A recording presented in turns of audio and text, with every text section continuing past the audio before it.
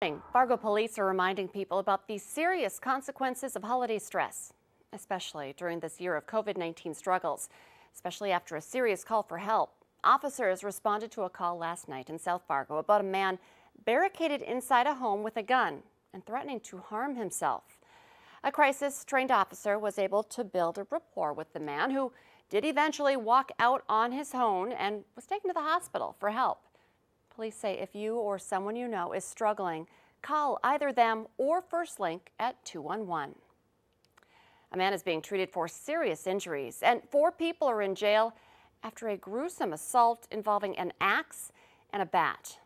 Police were called yesterday afternoon about a man being beaten at 809 10th Street South in Fargo. That's in the neighborhood just south of St. Anthony's Church. Officers found the victim bleeding and uncooperative. Cell phone video helped police determine that it was Valine Blue Shield using the axe. She was arrested, along with Juan Flores, Tylando LaRock, and Cynthia Butcher. There's no word this morning on the victim's condition. Just days after running yet another marathon, and really just months after climbing Mount Kilimanjaro, a Fargo man has been sidelined by COVID-19. But Lee Hodel says he's not looking for sympathy. He just wants more people in our community to start listening to science and using common sense when it comes to the virus. It's indiscriminate. It's going to come find you. It doesn't care if you're CEO of a company, if you're a new bride, if you are in the top of your physical game and you're headed to the Olympics next week. It doesn't matter. It's coming for you. Last week, Hodel says he had his first antibody plasma infusion at a Sanford clinic with the goal of building up his own antibodies against the virus. He says 65% of patients who received that therapy have stayed out of the hospital. December 1st, and still pretty nice out there. Let's get a check of our First Alert Storm Team forecast with meteorologist Lisa Green.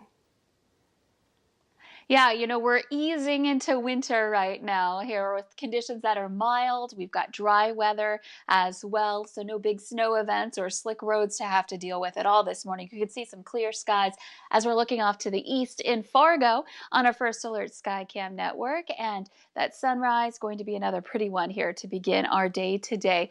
Now, it's mild for this time of year, but that doesn't mean it feels great to be outside if you're not properly dressed. We're still below freezing, but we're running about 10 degrees warmer than yesterday morning. We're in the teens to some low 20s here this morning. So 22 in Fargo, 20 in Grand Forks. Factor in a little wind, and wind chills are lower than that. So again, you'll want that winter coat here to head out the door. Radar satellite map looking quiet. We are clear for many places in the valley. We'll see clouds increase later today, starting out west as that cold front. You can see signs of it in Montana as that starts to push through for later tonight. Should be a dry front as it moves through, maybe a flurry or two, but that's it for snow.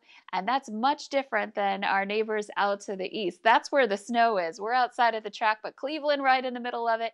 And this is moving eastward into the Appalachians and dumping quite a bit of snow in some of those places here today. So they're getting that taste of winter and conditions that are looking a little more December-like over to the east. Here in the valley, it's looking good, feeling pretty good out there too.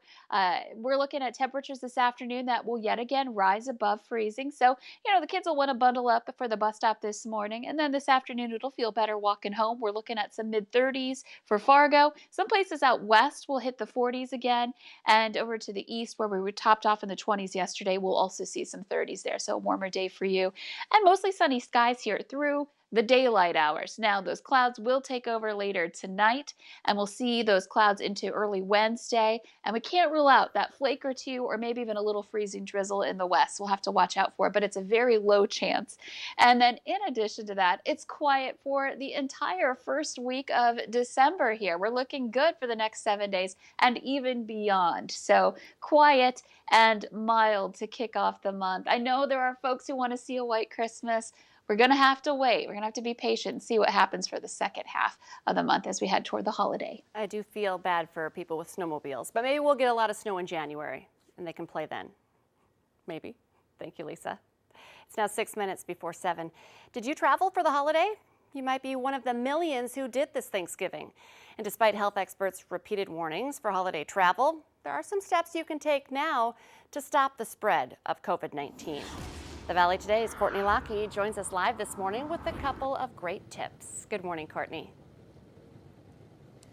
Good morning, Lisa. Holidays, man, it's just one more thing that we can add to the long list of things that COVID-19 is impacting in our lives. For a lot of us, it's the time that we look forward to getting to go and be with our families. And it may be why airports were still the busiest they've been since the start of the pandemic, despite the surge of COVID. Now, health experts are saying that we could be seeing those results all throughout December. If you were one of those people that traveled for the holiday, you can still play a role in not spreading the virus. Here's a couple ways you can do that. One, you have to assume and act like you have COVID-19. You should get a test within 3 to 5 days upon returning. They recommend quarantining for 7 days. Wear a mask indoors if people you live with traveled, and of course, be on the lookout for symptoms. If you do happen to test positive, be sure to let those who you spent the holiday with know they may have been exposed. So now, when are we going to see the impacts of this? Primarily in the middle of December. That 2 to 14 days is that incubation period for the virus. And when you're exposed, you typically start to see symptoms 5 to 6 days after that. And still, even if you didn't travel, Lisa, experts are calling this a risky time. So it's really important for the rest of this month to be taking those precautions. So important. We've heard it before, but now people are out shopping, and we are still in the holiday season. So wear that mask, social distance. Great advice. Thank you, Courtney. And if you want more information on how to mitigate the spread, if you did travel over the holiday, just download the VNL News app and find this story. COVID-19, as you can imagine, is taking a mental toll on area healthcare workers. They're physically drained from the sheer number of patients. And in some rural areas, it's likely that nurses are treating patients they know personally, which can just add to their mental fatigue. The head of the North Dakota Nurses Association says it's crucial for healthcare workers to take time off when they can. A group of local moms has turned to Facebook so that they can help each other emotionally as the pandemic drags on. They're also helping each other find the resources they need, anything from clothing to supplies and food. They say they're taking a stance on social media to stop the spread of the virus, attempting to keep people healthy so they can continue helping others this holiday season. If you want to get involved, you can find a link to the group on our Valley News Live Facebook page. In our consumer alert this morning, the IRS could give you a tax credit if you donate to charity on this Giving Tuesday. The Tuesday after Thanksgiving has come to be known as a day to focus on giving back. And did you know the CARES Act that Congress passed earlier this year to provide pandemic relief also includes a $300 tax deduction for eligible charitable contributions. And you don't have to itemize your deductions to claim it. For details, just check it out on the IRS website. Many companies also are encouraging people to give today by matching donations. On the website, doublethedonation.com, you can search for companies that match employees' contributions. The Fargo-Moorhead Area Foundation is also in the middle of its Caring Catalog campaign, which raises money for nonprofits in the area. They plan on giving $15,000 to participating organizations and will match the first $13,000 in donations starting at 8 this morning. That's up to $500 per donor. For more information, log on to our website, valleynewslive.com, and click on this story. Plans to light North Dakota's state Christmas tree have been altered a little bit this year due to the pandemic. Governor Doug Burgum and his wife plan to live stream the tree lighting ceremony on Facebook tonight at 5:30.